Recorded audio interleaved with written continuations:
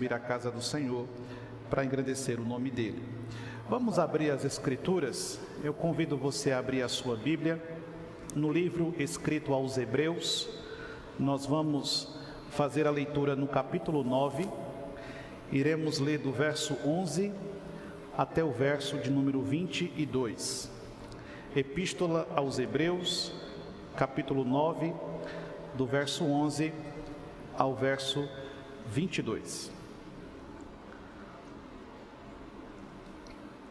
Nós estamos em uma série de exposições na Epístola de Hebreus.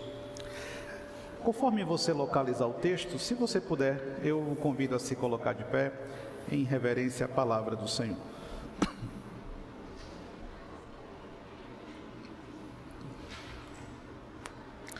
Hebreus capítulo 9, do verso 11 ao verso 22, assim nos diz as Sagradas Escrituras. Quando, porém, veio Cristo como sumo sacerdote dos bens realizados, mediante o maior e mais perfeito tabernáculo, não feito por mãos, quer dizer, não desta criação, não por meio de sangue de bodes e de bezerros, mas pelo seu próprio sangue, entrou no Santo dos Santos, uma vez por todas, tendo obtido eterna redenção. Portanto, se o sangue de bodes e de touros e a cinza de uma novilha, aspergidos sobre os contaminados, os santificam, quanto à purificação, muito mais o sangue de Cristo, pelo Espírito eterno, a si mesmo se ofereceu sem mácula a Deus, purificará a nossa consciência de obras mortas, para servir ao Deus vivo. Por isso mesmo, ele é o mediador da nova aliança, a fim de que, intervindo a morte para a remissão das transgressões que havia sobre a primeira, recebam a promessa da eterna herança àqueles que têm sido chamados. Porque onde há testamento, é necessário que intervenha a morte do testador. Pois um testamento só é confirmado no caso de mortos, visto que de maneira nenhuma tem força de lei enquanto vive o testador. Pelo que nem a primeira aliança foi sancionada sem sangue, porque havendo Moisés proclamado todos os mandamentos segundo a lei a todo o povo, tomou o sangue dos bezerros e dos bodes com água e lã, tinta de escarlate e hisopo, e aspergiu não só o próprio livro, como também sobre todo o povo, dizendo: este é o sangue da aliança, a qual Deus prescreveu para vós outros. Igualmente também aspergiu com sangue o tabernáculo e todos os utensílios do serviço sagrado. Com efeito, quase todas as coisas segundo a lei se purificam com sangue, e sem derramamento de sangue não há remissão. Que o Senhor nos abençoe com a sua augusta e gloriosa palavra. Curve sua fronte, feche seus olhos, vamos buscar a iluminação do Espírito Santo.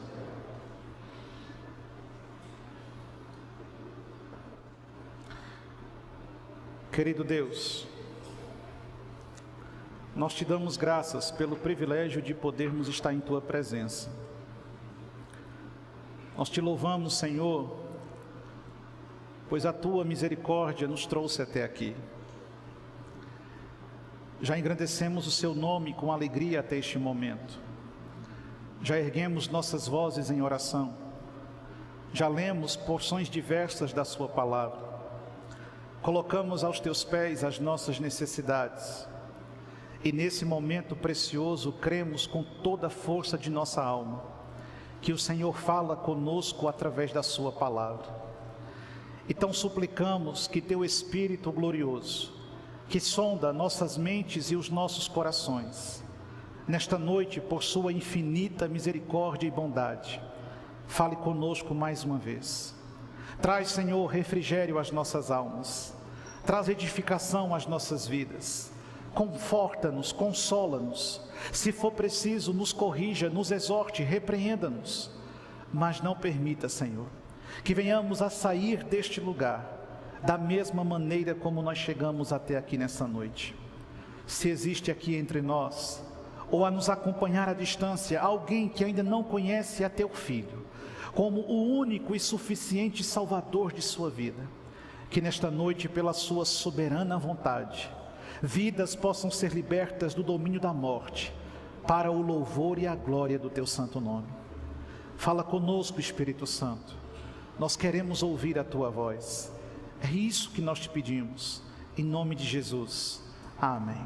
Podem sentar, meus irmãos.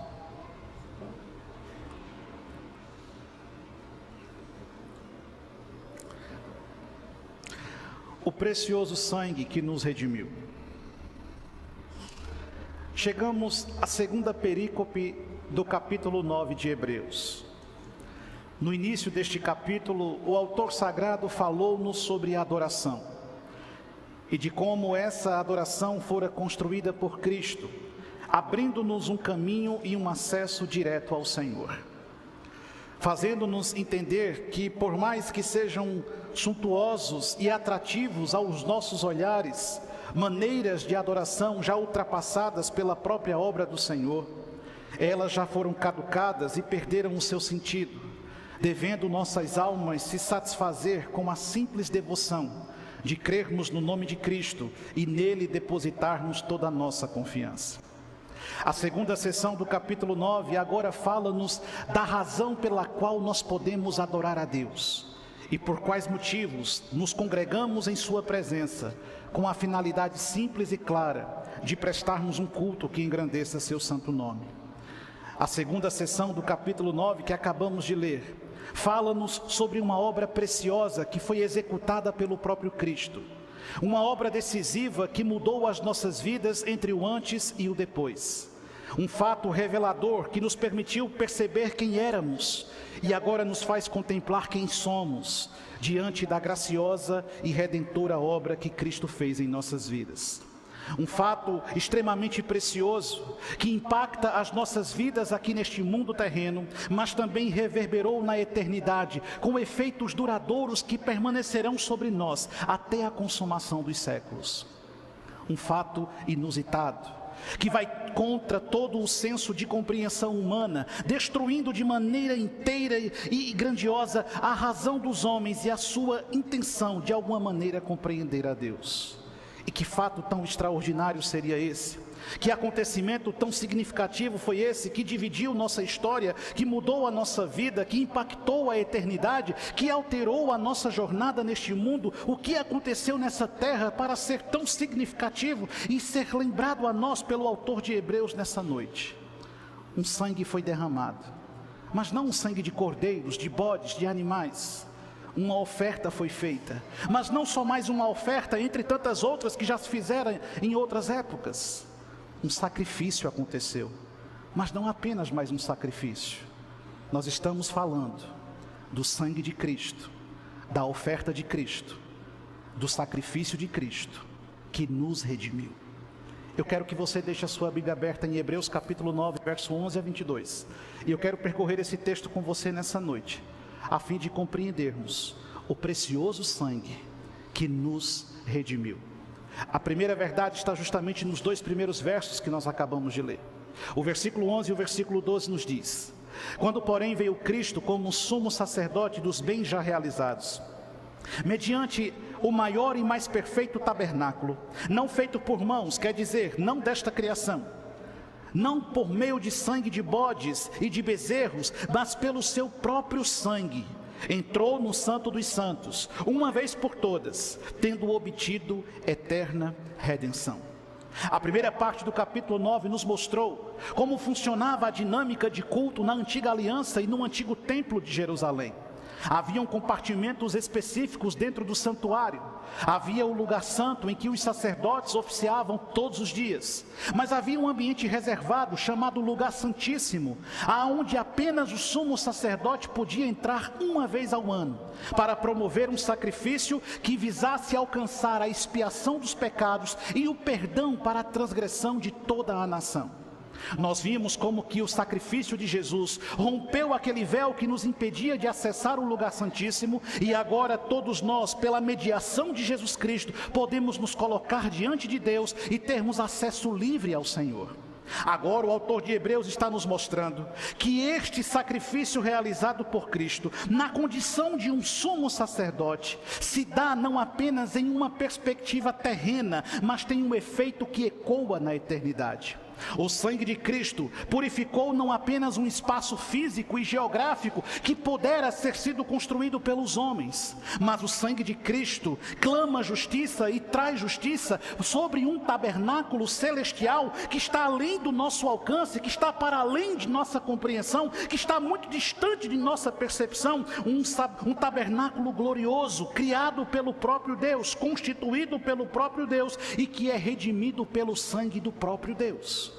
A primeira coisa que o texto sagrado então me mostra é que o sangue de Cristo me redime e me purifica. Mas o que distingue o sangue de Cristo do sangue daqueles animais que eram oferecidos no templo e que eram sacrificados no templo dia após dia, semana após semana? O que o sacrifício de Cristo tem de diferente daqueles sacrifícios que eram feitos pelos sacerdotes em Jerusalém, quando as pessoas cometiam os seus pecados e as suas transgressões e iam em busca de perdão e remissão de culpa? É que aquelas pessoas, quando sacrificavam um carneiro, quando sacrificavam um animal, quando derramavam aquele sangue e o sacerdote aspergia aquele sangue sobre o indivíduo, tinham os seus corpos purificados, mas aquilo tinha hora e prazo para terminar.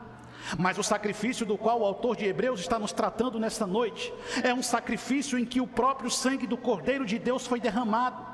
E assim como o sumo sacerdote entrava no lugar santíssimo uma vez ao ano, Jesus Cristo entrou no Santo dos Santos e lá ele permanece para todo sempre. E o seu sangue também trouxe purificação de pecados, mas o sacrifício de Cristo purificou os pecados daqueles que vieram antes de nós. O sacrifício de Cristo purifica os meus pecados que estou aqui, e o sacrifício de Cristo purificará o pecado daqueles que virão depois de nós. E podem se passar 1000 anos e ainda assim o sangue de Cristo continuará tendo validade para purificar qualquer pecador em qualquer tempo da história, com eficácia plena e completa.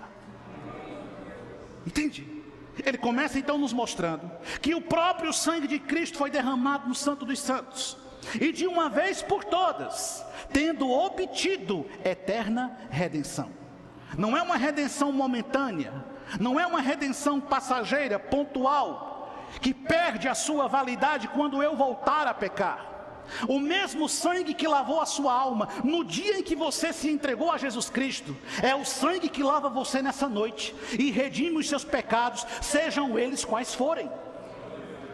Entende isso?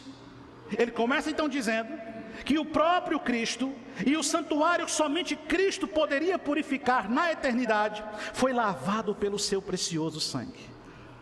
O sangue de Cristo redime e purifica eternamente. Você entende? Eu sou uma criatura pecadora. Eu peco por palavras, pensamentos e ações. Eu faço uma coisa certa, 10 coisas erradas. Eu tenho uma mínima predisposição para o bem e tenho uma gigantesca predisposição para o mal. Eu sou corrompido e toda a minha estrutura e toda a minha essência está maculada pelo pecado. Mas ainda assim, o sangue de Jesus Cristo me lava e me redime de toda a minha culpa. E isso é maravilhoso. A primeira verdade que o autor bíblico então me mostra é que o sangue de Jesus Cristo, que a maravilhosa graça de Jesus Cristo, que a compaixão de Jesus Cristo tem um efeito eterno.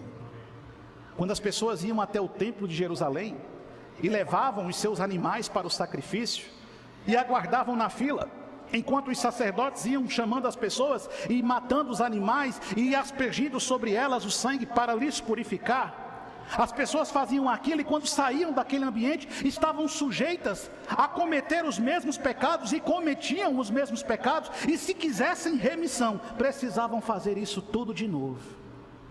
E quantos indivíduos vivem uma lógica exatamente como essa? E quantas pessoas vivem com essa terrível realidade até os nossos dias, buscando em outros meios e por outros caminhos sacrifícios que possam lhe trazer alguma perspectiva de perdão, mas tão logo elas se sentem perdoadas, elas voltam a pecar. Mas o que Cristo nos propõe é algo completamente diferente do que os judeus viviam no templo em Jerusalém. Cristo me propõe uma segurança eterna. Cristo me propõe uma validade que não tem fim. Cristo me propõe algo que é único e singular. Cristo me oferece o que nenhum outro ser humano pode oferecer a você. Cristo me oferece o que nenhuma religião sobre a terra pode nos garantir. Cristo me dá certeza de que se eu confessar os meus pecados e abandonar os meus pecados, no seu precioso sangue, minha alma será mais branca do que a neve. É isso que Jesus me oferece. A primeira coisa que o texto bíblico então me mostra é que Cristo me purifica e faz isso em um caráter eterno. Mas não somente isso, veja os versos 13 até 14. Portanto, se o sangue de bodes e de touros e a cinza de uma novilha, aspergidos sobre os contaminados, os santificam, quanto à purificação da carne, muito mais o sangue de Cristo, que pelo Espírito eterno a si mesmo se ofereceu sem mácula a Deus, purificará a nossa consciência de obras mortas, para servirmos ao Deus vivo. Preste atenção nisso aqui. Os judeus estão conflitando com os cristãos de Jerusalém. Lembre-se, essa carta é escrita para a igreja que está lá em Jerusalém. Essa igreja que contempla o templo e que vive sob a perseguição dos judeus, acusando os cristãos de serem uma seita falsa e mentirosa, seguindo um falso sacerdote chamado Cristo e vivendo uma falsa religião que não tem qualquer garantia celestial.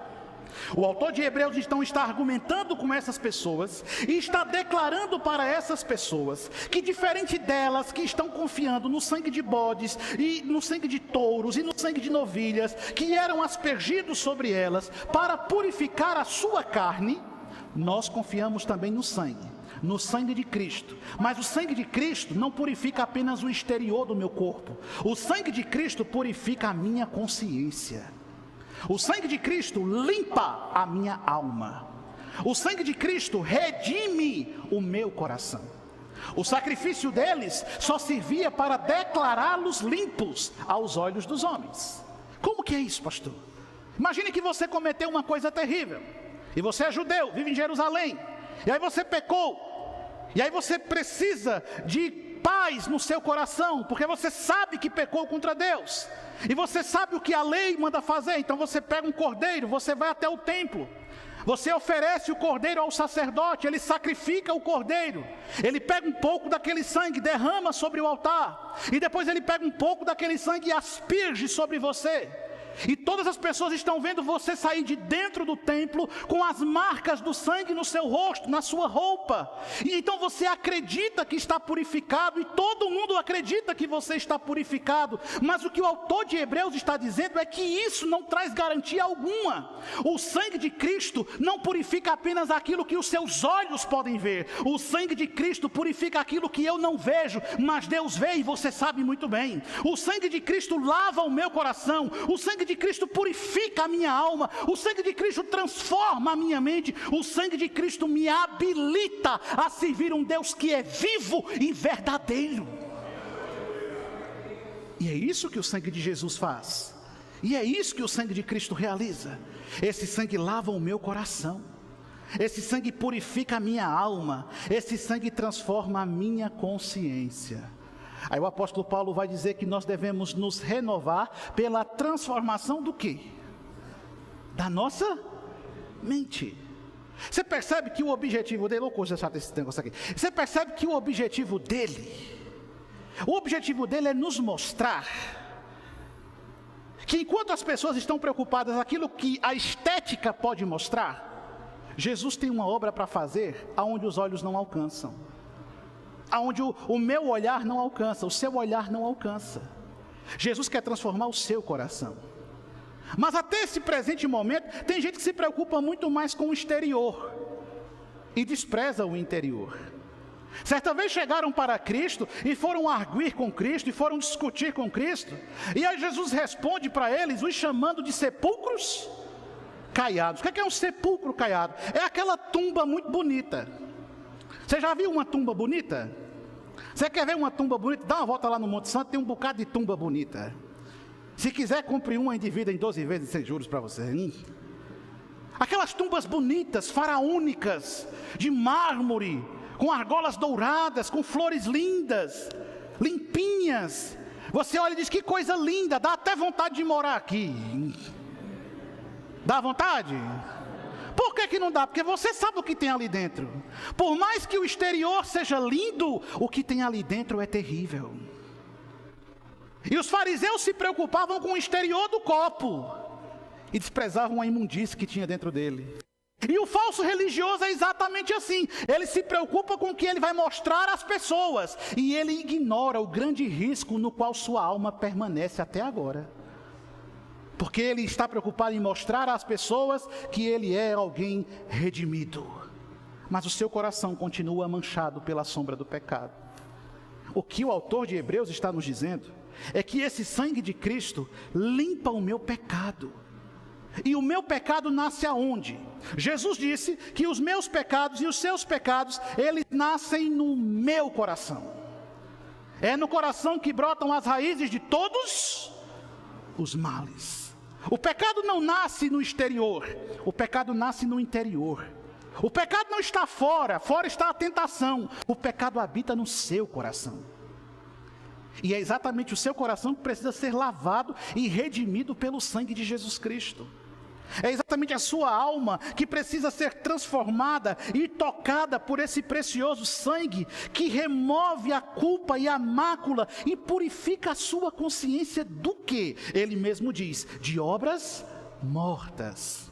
Ele qualifica, ele rotula as obras nas quais os judeus queriam permanecer como obras mortas.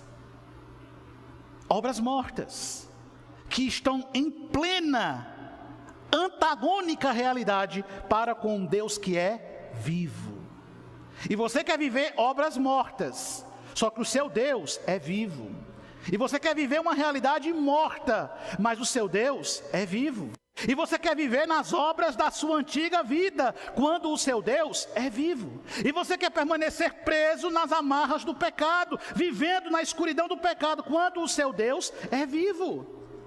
Mas a Bíblia diz que é impossível servir a dois. Ou você desagrada um, ou você desagrada o outro. E aí Paulo vai dizer que nós devemos nos despojar, nos despir, remover de nós a velha natureza humana. E nos revestir de quê? De um novo homem segundo Cristo. Para vivermos segundo o plano de Cristo e estarmos redimidos pelo sangue de Cristo. Em Efésios capítulo 2, o verso número 7, o apóstolo Paulo vai dizer, no qual temos a redenção pelo seu sangue, a remissão dos pecados, segundo a riqueza da sua graça. O que a Escritura então está me mostrando? É que eu tive o meu coração purificado, e eu tive a minha alma redimida, e eu tive o meu ser transformado, não pelos sacrifícios e as obras mortas que eu executava, mas pelo precioso sangue que foi vertido na cruz e alcançou o meu coração. Esse gracioso sangue de Cristo. No que você confia? Em que você deposita a sua fé? Em que você lança a sua esperança? O misticismo está muito mais dentro das igrejas cristãs do que nós imaginamos. Tem cristão que acha que a sua fé depende de um amuleto sagrado. Tem cristão que acha que a sua fé depende de um instrumento visível. E aí eles vão inventando coisas, muletas, para caminharem. E aí daqui a pouco você vê crente que leva para casa um martelo da vitória. E fica todo dia batendo martelo na mesa, declarando a vitória. Aí daqui a pouco você vê crente que leva para casa rosa ungida, com óleo que veio da Terra Santa. Mentira, compraram lá no Mix Mateus em promoção. Aí daqui a pouco tem crente que está levando para casa o sal grosso, para jogar o sal nos 4 cantos do terreno. Que macumba infeliz é essa? Aí daqui a pouco você vê crente que está fazendo uma corrente não sei do que, o movimento não sei da onde. Ele precisa de coisas para poder fundamentar a fé dele. Ele precisa de coisas para poder fazer crescer a fé dele. E ele vai inventando. E tem uns que são mais terríveis ainda. Dizem que são crentes, mas em cima da geladeira deles tem uma estátua do Buda, que é para trazer prosperidade. Se uma desgraça feia daquela traz prosperidade, eu lhe vendo minha foto por R$10, leve para casa. Você é rica, leve minha. Eu fico até sentado no chão igual o Buda, se você quiser. Aí fica inventando coisas. Fica inventando coisas para fundamentar a sua fé. Nós não precisamos dessas coisas. Sabe por quê? Porque a nossa segurança está no valioso sangue de Jesus Cristo. E o sangue de Cristo é suficiente para mim. E no sangue de Cristo minha alma está segura. E no sangue de Cristo minha consciência está sendo transformada. E no sangue de Cristo minha alma está sendo purificada diuturnamente de suas transgressões e dos seus pecados. Este sangue que distingue a antiga da nova aliança. E é isso que o autor de Hebreus quer mostrar. Olha o que ele diz no versos 15 até 17. Por isso mesmo, ele, Cristo, é o mediador da nova aliança, a fim de que, intervindo a morte para a remissão das transgressões que havia sob a primeira aliança. Onde é que estavam as transgressões? Sobre a primeira aliança. Ele está dizendo, intervindo a morte, agindo a morte, sobre aqueles que estavam ainda na antiga aliança, recebam a promessa da eterna herança, àqueles que têm sido chamados. Porque onde há testamento, é necessário que intervenha a morte do testador. Pois um testamento só é confirmado no caso de mortos, visto que de maneira nenhuma tem força de lei enquanto vive o testador. E agora o autor de Hebreus começa a desenvolver a teologia da herança. Uma teologia que vai ser amplamente discutida pelo apóstolo Paulo na sua epístola aos Romanos. E que também será mencionada pelo apóstolo Pedro em sua primeira carta pastoral. E agora o autor de Hebreus, em plena concordância com os demais apóstolos, ele deixa claro que esse sangue da nova aliança figura de maneira perene e clara a transição de um antigo sistema para um novo sistema. Antes, derramávamos o sangue de bodes, cordeiros, novilhos. Hoje, não derramamos mais uma única gota de sangue, porque todo o sangue que era necessário, Jesus Cristo já derramou. Entende? Percebe a distinção? Então ele fala dessa herança que só pode nos ser entregue mediante a morte do testador. Ninguém recebe uma herança enquanto o verdadeiro proprietário estiver vivo. Não é assim? Não é assim que funciona? Só recebe a herança depois que, né? Quando seu pai rico morrer, aí você fica rico. Não é assim? Porque ele deixou lá no testamento. Tomara que ele deixe, eu deixo 1 centavo para essa miséria e o resto eu dou para caridade. Não é assim? Só recebe a herança quando o testador morre. O que ele está falando? Olha, nós tínhamos uma herança que nos foi deixada por Adão. E o que Adão deixou para nós? Boa noite, você é herdeiro, você tem uma herança maravilhosa, e a bicha é grande, Adão deixou para você. E o que foi que Adão deixou para você? Miséria. Adão deixou para você morte. Você morre por culpa de Adão. Quando chegar no céu, fale com ele. Irmão, você sente dor para dar luz por culpa de Eva. A culpa é de Eva. Ele deixou para você pecado. Ele deixou para você ruína. Ele deixou para você desgraça. Ele deixou para você condenação. Mas quando Cristo morreu, Ele também deixou para nós uma herança. Uma herança com a qual nós já vivemos hoje e que será plenamente completada no porvir. Cristo deixou para mim vida. Cristo deixou para mim paz. Cristo deixou para mim graça. Cristo deixou para mim misericórdia. Cristo deixou para mim vida eterna. Cristo deixou para mim o direito de, por meio do seu sangue, entrar nas moradas eternas da Nova Jerusalém. Foi isso que Jesus deixou para mim. Foi isso que Jesus garantiu para mim. Foi isso que Jesus permeou para mim. E por que eu tenho essa certeza? Porque o testador morreu e o testamento tem que ser cumprido. E aí Paulo vai aplicar isso com muito mais profundidade quando vai falar com os romanos. Mas qual é a natureza dessa herança? O apóstolo Pedro vai dizer que essa herança, ela é incorruptível. A ideia de incorruptibilidade é a ideia de uma coisa que não pode ser destruída, corrompida pelo tempo. Essa herança que Deus deixou para você, ela é imacessível. Ou seja, ela não muda com o passar dos anos, mantém sua grandiosidade, sua beleza e sua singularidade. Essa herança que Deus deixou para você, ela é imaculada, ou seja, não existem impurezas nela, não existem avarias nela, ela é plena, perfeita, incomparável. E o que é que poderia ser imaculado, perfeito, incomparável? O que é que pode ser imacessível, que não perde seu encanto e a sua beleza com o passar do tempo? O que é que pode ser incorruptível, que é incapaz de ser destruído pela força dos dias, ou por qualquer outra coisa que exista nesse mundo? Se você procurar nos quatro cantos dessa terra, você não encontrará absolutamente nada que se compare a isso. Se você procurar, se tivesse a chance de procurar nas profundezas dos mares, você não encontraria nada que atendesse a esses requisitos. Se você pudesse ir até o céu, você não encontraria lá nada que se comparasse a isso. E o que então é isto que é imacessível, que é incorruptível e que é imaculado? Pedro está falando, e Paulo também, e o autor de Hebreus também, que a herança que foi deixada para você naquele Calvário é o próprio Cristo. Cristo satisfaz a sua vida, Cristo é pleno no seu ser, Cristo é suficiente para a sua alma, Cristo não perde sua beleza com o passar dos dias, Cristo não é corrompido por força alguma neste mundo, Cristo é imaculado, nele não se achou sombra e variação alguma. Cristo é a coisa mais extraordinária que Deus me deu naquele Calvário. Cristo, e somente Cristo, e nada além de Cristo. Essa herança bendita, graciosa, que Ele deixou para você, e você já usufrui essa herança, e você aguarda a plenitude dessa herança.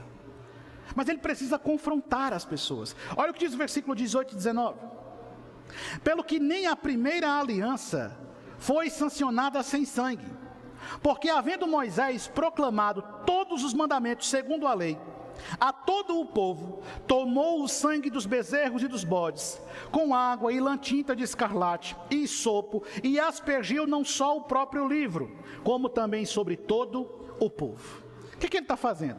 Ele está citando Êxodo capítulo 24, verso 4 até o 8. E o que é que diz lá em Êxodo capítulo 24, do verso 4 até o 8? Registrando o momento em que a lei é entregue ao povo do Senhor, Moisés lá vai dizer: Moisés escreveu todas as palavras do Senhor, e tendo-se levantado pela manhã de madrugada, ergueu um altar ao pé do monte e 12 colunas, segundo as 12 tribos de Israel. E enviou alguns jovens dos filhos de Israel, os quais ofereceram ao Senhor holocaustos e sacrifícios pacíficos de novilhos. Moisés tomou a metade do sangue e o pôs em bacias, e a outra metade aspergiu sobre o altar. E tomou o livro da aliança, ou seja, o livro da lei, e o leu diante de todo o povo. E eles disseram: tudo o que falou o Senhor faremos e obedeceremos. Então tomou Moisés aquele sangue e aspergiu sobre o povo e disse: eis aqui o sangue da aliança que o Senhor fez convosco a respeito de todas estas palavras. O que é que o autor aos Hebreus quer mostrar? A lei não garantia o perdão dos seus pecados. A obediência à lei não trazia a remissão da sua culpa. Por mais que você fosse ascético em obedecê-la, por mais que você fosse rigoroso em cumprir cumpri-la, por mais que você fosse diligente em atendê-la, ainda assim você não gozava o perdão pleno da sua culpa, pois ela era imperfeita e era seguida por homens imperfeitos. Paulo vai mostrar aos Gálatas que essa lei é dada por Deus apenas para servir como um mestre que nos conduz à verdadeira lei que está em Cristo Jesus. Então o que é que o autor de Hebreus ele quer nos mostrar? Se a lei não é suficiente para trazer perdão, e se a obediência à lei não é capaz de me redimir, então quem me livrará da ira vindoura? E quem me poupará da desgraça eterna? Se eu sou capaz de obedecer à lei, se eu sou incapaz de fazer tudo o que a lei exige, se eu sou incapaz de viver segundo os mandamentos da lei, como eu fugirei do inferno por vir? Como eu escaparei do juízo eterno de Jeová? Como eu escaparei da fúria que cairá sobre a humanidade naquele grande e terrível dia? Eu então posso olhar para Cristo, e quando eu contemplo Cristo na cruz, e o seu sangue vertendo sobre o seu corpo, e escorrendo naquele monte de sangue, eu então posso ver que naquele sangue, aquele sangue que permeia por toda a história, e alcança a minha vida agora, esse sangue me traz certeza inabalável, de que neste sangue eu encontro a purificação dos meus pecados, eu encontro a remissão da minha culpa, eu encontro a pureza para a minha transgressão, e por mais que eu não seja digno, quando eu estiver diante do Criador, e quando eu estiver diante da sua santa face, e quando eu contemplar a sua grandiosa presença, e o juízo eterno estiver posto sobre os homens, ele olhará na minha direção, e então o que ele verá? Ele verá o propiciatório da graça, ele verá o sangue do Cordeiro de Deus, que tira o pecado do mundo, e quando ele olhar para mim, ele não vai ver a miséria que está em meu coração, mas ele verá o sangue que declarou para todo o universo a minha justificação. Quando Deus olha, Deus ele vê a justiça de Cristo. Quando Deus olha, Deus vê a bondade de Cristo. Quando Deus olha, ele não vê quem eu sou, mas ele vê a graça de Cristo sobre mim. E é por isso que o autor está dizendo, de maneira clara, a primeira aliança exigia sangue. E Deus mudou o seu modo de ser? Não. É preciso derramar sangue, porque o salário do pecado é a morte. O preço da vida é a morte. O preço da culpa é o sangue. E como fazemos agora? Como que procederemos agora? Verso 20 até o 22. Ele diz: este é o sangue da aliança, a qual Deus prescreveu para vós outros. Igualmente, também aspergiu com sangue o tabernáculo e todos os utensílios do serviço sagrado. Percebe o que ele está dizendo? Lembra do início do capítulo 9?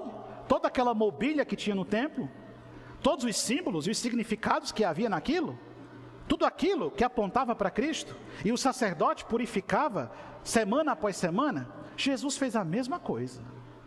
Jesus faz a mesma coisa, ele é muito claro aqui.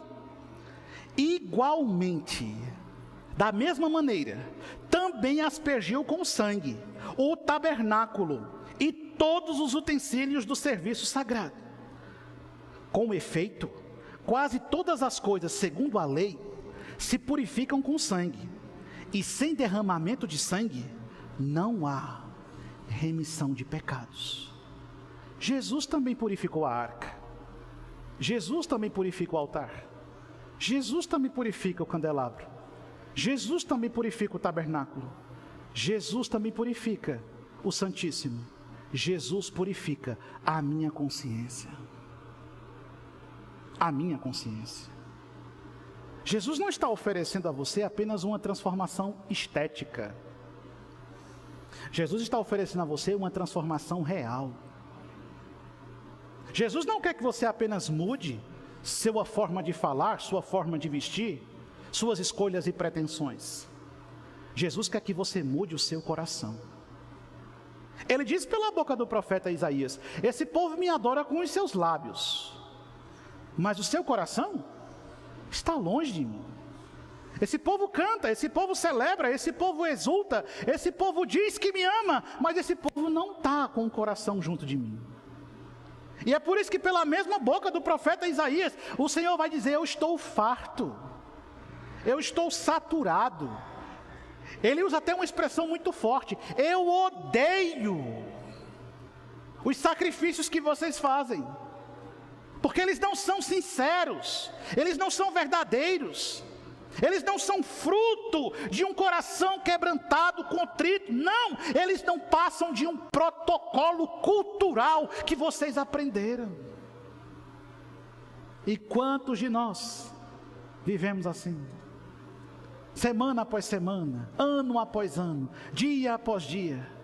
E vamos nos preocupando apenas com a estética da nossa vida. E nos esquecemos do que preenche o nosso coração. Mas não dá para viver muito tempo assim. Porque a Escritura diz que a boca fala daquilo que o coração está cheio.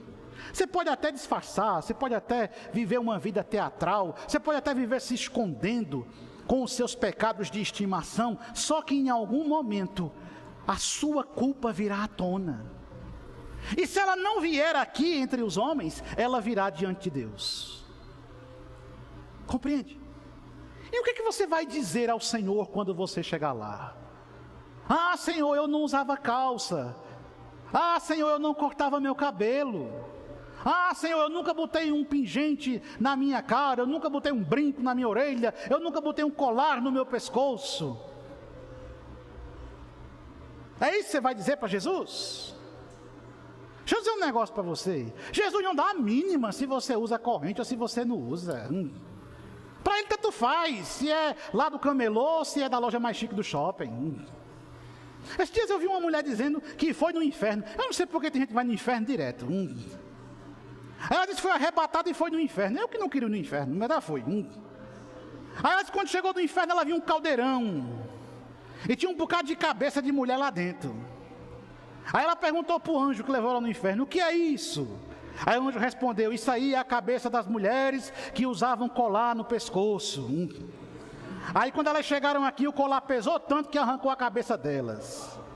Aí virou tudo uma mula sem cabeça no inferno. Aí tem outro caldeirão com um monte de mão. O que é isso? Isso é a mão daqueles homens que usavam pulseira. Aí a pulseira pesou tanto que decepou a mão e agora a mão está aí pegando fogo dentro do caldeirão. O que é que você vai dizer a Deus? É nessas coisas que você vai se apegar? É nessas coisas que você vai usar como seu árbitro? É isso? É isso?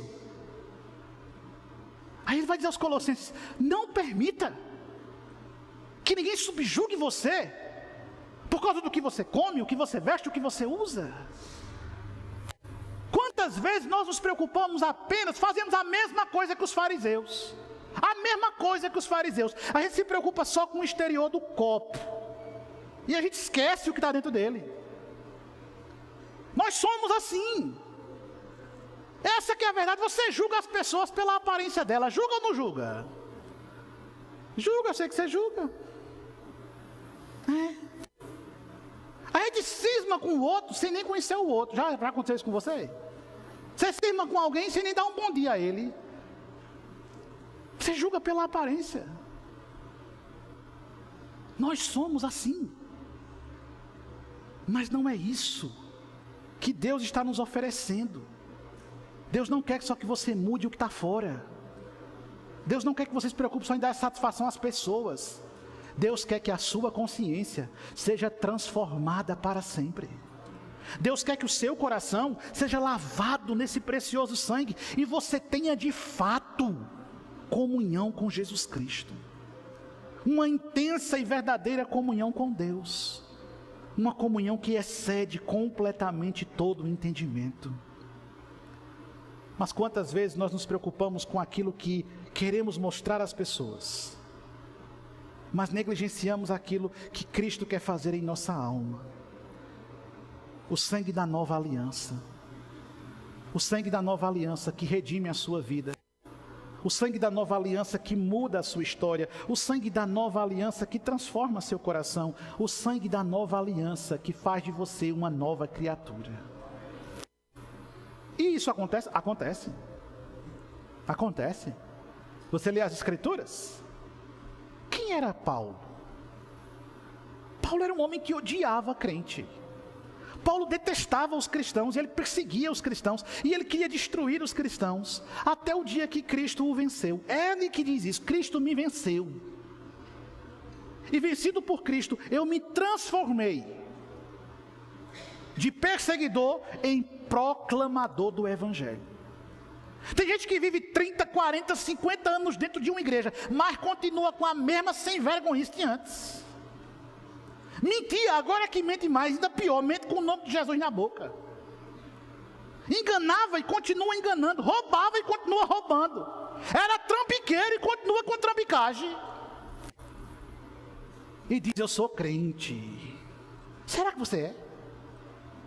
Lembra de quando o Senhor Jesus bate um papo com Zaqueu? Você lembra de Zaqueu? Zaqueu era quem? O maioral dos... De quem?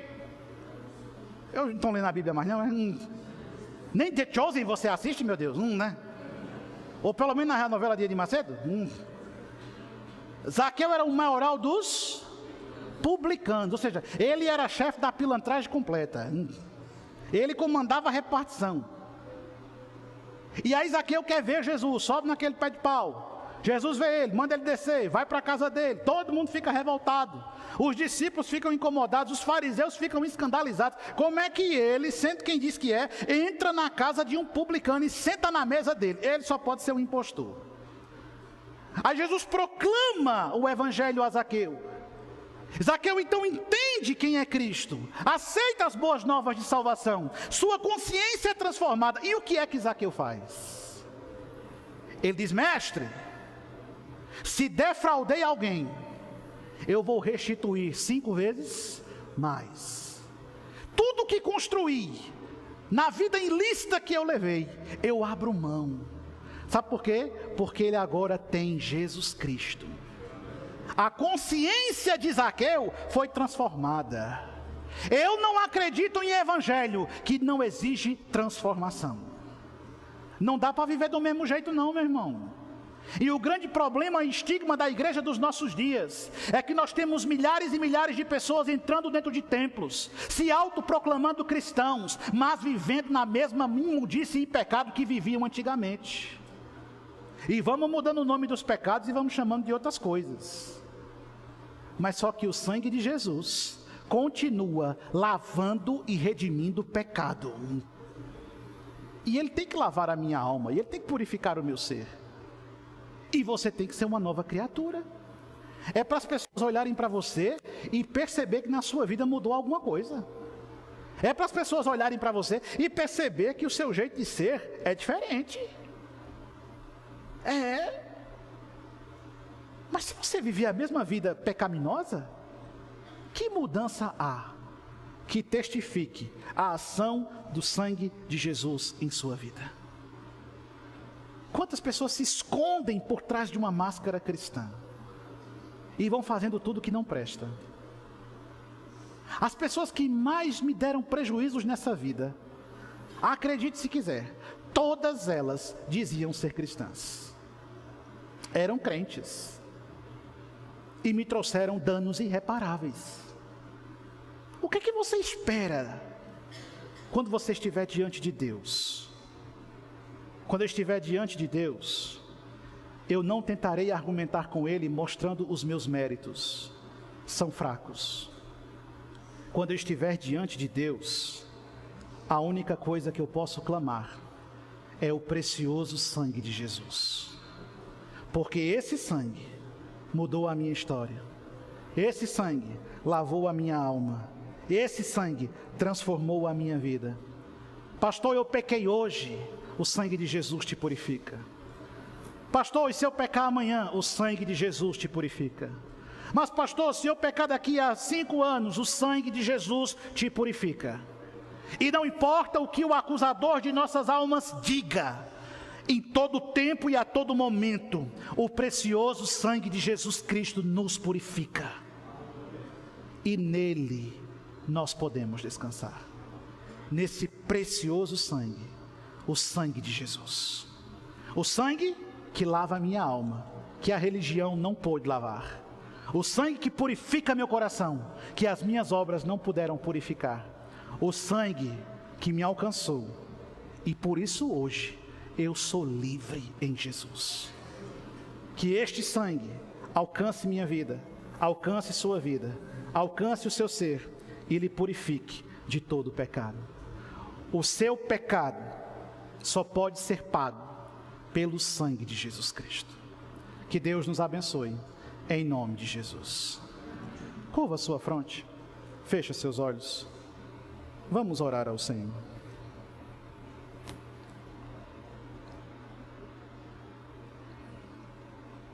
Querido Deus, tem misericórdia de nós, Senhor. Nós precisamos da Tua misericórdia, Senhor. Olha para o nosso coração nesse momento. Se existem sombras, se existem máculas, se existem pecados, nessa noite nos lava no Teu precioso sangue. Purifica a nossa consciência, Senhor. Transforma a nossa vida. Muda a nossa mente. Senhor, nós pecamos por palavras, pensamentos, por ações. Ajuda-nos, Senhor. Visita o lugar mais secreto de nosso coração e passa o Teu precioso sangue nessa noite. Remove as agruras, as feridas, tira o ódio, tira a amargura, tira o rancor. Tira, Senhor, esse apego, essa paixão por aquilo que entristece o Teu Espírito. Muda a nossa vida de uma maneira como nunca antes, Senhor. Muda a direção das nossas escolhas, muda o intento de nosso ser. Invade-nos, Espírito Santo, e transforma a nossa vida como o Senhor transformou a de tantos homens e mulheres no passado. Faz uma obra em nós que somente o Senhor é capaz de fazer. Lava-nos, Senhor Jesus. Lava-nos, Senhor Jesus. Lava-nos, Senhor Jesus. Lava a nossa família. Lava a nossa casa com o Teu sangue.